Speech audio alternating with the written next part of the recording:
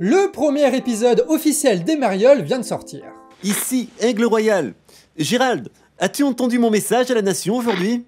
Non, pourquoi? Parce qu'il était bien, voilà. Inspiré, percutant, avec des formules. Ah bon? Ils ont rebranché ChatGPT?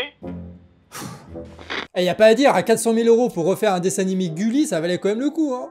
Bon, si vous avez participé au financement et que vous avez un peu le seum, vous pouvez toujours financer un média indépendant comme le Canard Réfractaire, qui ne vit pas de subventions publiques et qui, en plus, a sa comptabilité totalement publique. Elle est disponible en description pour les curieux. Allez, on est lundi 26 février et on attaque direct avec les nouvelles du Salon de l'Agriculture après tout ce qui s'est passé samedi dernier. Après la visite mouvementée du Salon de l'Agriculture, le président Emmanuel Macron a donné un entretien au Figaro où il a reconnu que c'était le bordel. Il attendrait maintenant les revendications des agriculteurs pour pouvoir y répondre. Pourtant, nous, on a un peu étudié le truc et il nous semble que quand même les revendications des agriculteurs sont plutôt claires, hein.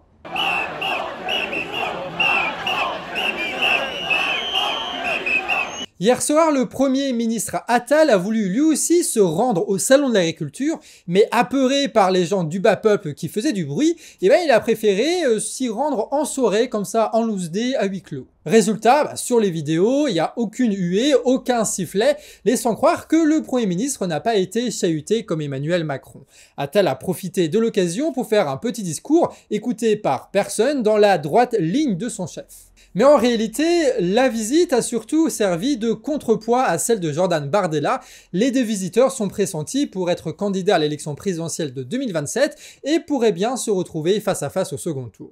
Aujourd'hui, plusieurs autres politiciens ont prévu d'aller goûter du foie gras, du frometon et du vin dans les allées du Salon de l'Agriculture.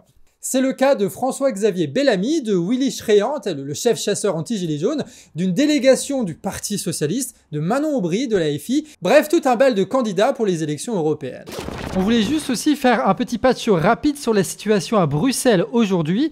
Les ministres de l'Agriculture des 27 États membres de l'Union européenne se sont rassemblés pour élaborer un plan d'action pour l'agriculture européenne. Sauf que les agri-belges, eux, ils étaient un peu remontés et ils sont montés à la capitale pour faire pression.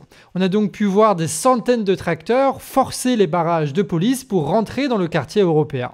Depuis, les affrontements se font, mais les tracteurs sont plus forts que leurs barrières et leurs barbelés. Même les jets d'eau et les gaz lacrymogènes et les blindés ne peuvent rien. Selon le média Gilets jaunes Vécu qui est sur place, les agriculteurs s'organisent en assaut indépendamment des syndicats en Belgique. On va passer à une autre information et à une autre crise auquel doit faire face le gouvernement.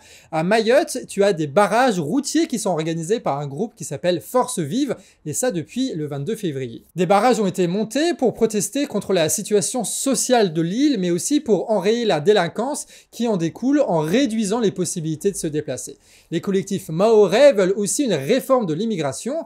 Les migrants arrivant à Mayotte ne pourront pas rejoindre la France métropolitaine parce que leurs titres de séjour sont territorialisés, c'est-à-dire qu'ils ne valent que pour Mayotte. Aujourd'hui, les habitants y demandent des mesures réelles pour que la France métropolitaine puisse accueillir ces réfugiés, mais aussi pour améliorer les conditions de vie des Mahorais qui savent d'ores et déjà qu'ils vont connaître d'autres épisodes de restriction d'eau dans les semaines à venir.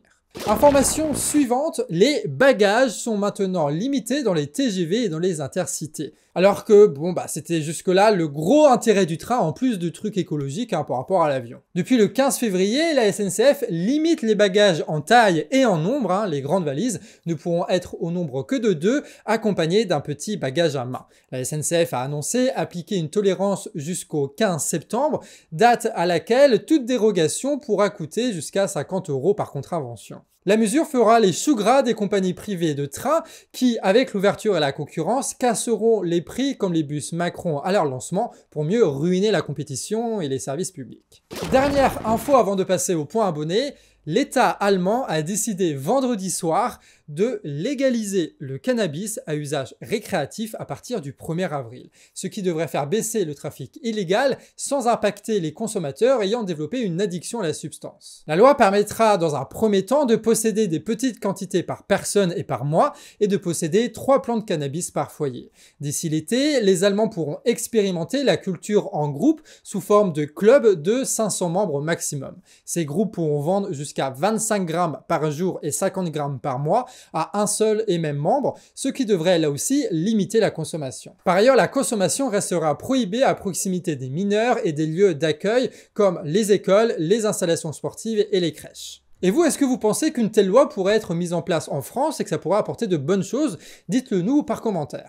Pour le point abonné d'aujourd'hui, on va parler de Brest et ça fout un peu le seum à Eli parce que vous savez, les supporters du Racing Club de Strasbourg et Brest, ils ont gagné 3-0 contre Strasbourg, voilà. Ils sont deuxième du championnat, ils vont tout droit vers la Ligue des Champions, pendant que Strasbourg, bon, bientôt aller au roue du roux, hein. Léo nous écrit pour nous signaler que le sous-préfet a fait supprimer des subventions à 4 associations brestoises au nom de la loi contre le séparatisme. La raison, la chaîne locale Canal TZEF, la radio U et les assos Ancounem et Patronage laïque Guérin auraient été proches d'un squat culturel qui s'appelait l'Avenir. Celui-ci a été démantelé après 8 années d'existence à l'été 2023.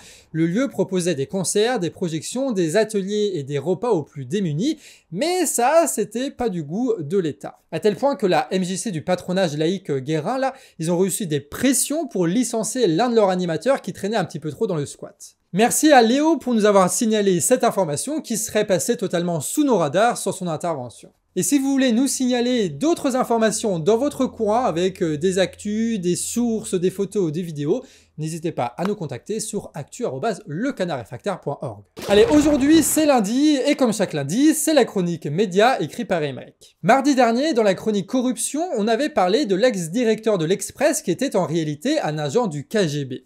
Eh bien, cette série d'agents russes continue de faire l'actualité, cette fois à l'UMA et au monde diplomatique, selon un article sorti sur Le Point vendredi dernier. Ces deux journaux auraient été approchés et infiltrés par Olesia Orlenko, une russe francophone qui, d'après le journaliste, travaillerait pour une agence d'influence dirigée par un cadre du FSB, c'est-à-dire le service secret russe. Le monde diplomatique a répondu à l'article en disant, grosso merdo, que c'était très exagéré cette histoire-là, et que c'était juste des munitions pour tirer sur une presse alternative. Dans l'article du Point, il semble tout de même qu'il y ait eu des contacts réguliers pendant des années, notamment à l'occasion de la fête de l'humanité. Voici d'ailleurs une photo avec Fabien Roussel en 2019, voilà. C'est juste rigolo. Et le plus intéressant dans cette histoire, c'est que le journaliste indépendant qui a publié cette enquête pour Le Point, il m'a appelé. Parce qu'on a été en contact avec cette présumée agente russe, et ça fait quand même de très très bonnes histoires à vous raconter, mais ça évidemment ça va pas être sur Actu Réfractaire, ça va être sur Canard Réfractaire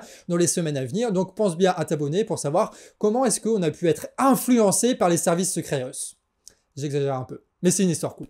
Autre fait média de la semaine qui concerne cette fois des journalistes, Arrêt sur Image a sorti 2 articles pour informer sur la situation des étudiants en journalisme à Sciences Po Paris et à l'école publique du journalisme de Tours. Humiliation, pression, dépression, ça a été le quotidien dans ces écoles-là. Appuyés par des dizaines de témoignages concordants, les articles dénoncent un environnement compétitif, malsain, où les heures de travail ne se comptent pas. À l'école de Tours, on parle d'harcèlement de la part des étudiants comme des référents et de refus de redoublement des étudiants mis en difficulté et ayant signalé ces harcèlements. À Sciences Po Paris, on parle d'humiliation et de larmes avant d'aller en cours. Ce à quoi la directrice aurait réagi « Welcome dans la vraie vie ». Ah, la bourgeoisie! C'est beau la bourgeoisie. Les enquêtes et les jugements sont en cours et tout le monde est évidemment présumé innocent dans cette affaire et on vous tiendra au jus de tout ça. Présumé innocent, contrairement à l'imam Majoubi qui a été arrêté et expulsé 5 jours chrono la semaine dernière. En cause, ces prêches qui sont prétendument antisémites et anti-France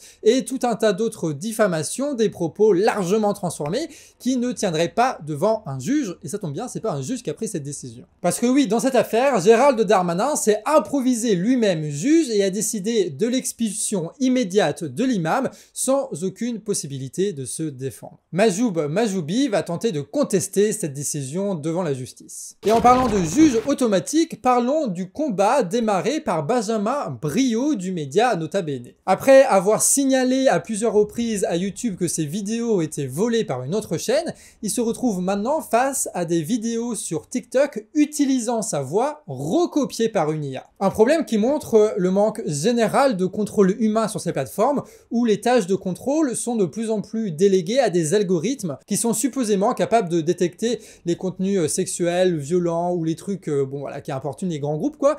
mais qui sont en réalité incapables d'être mesurés et efficaces. C'est là-dessus qu'on termine cette vidéo. Je vous rappelle qu'Actu Réfractaire, c'est une chaîne d'actualité quotidienne. On poste du lundi au vendredi, et le samedi quand il y a les salons d'agriculture et que c'est le bordel, et on vous propose des analyses de l'actualité, donc de manière critique et alternative. Donc si ce truc-là vous plaît, vous pouvez soutenir la chaîne financièrement avec des dons mensuels sur Tipeee, ou alors tout simplement vous abonner à la chaîne pour pas louper nos prochains épisodes.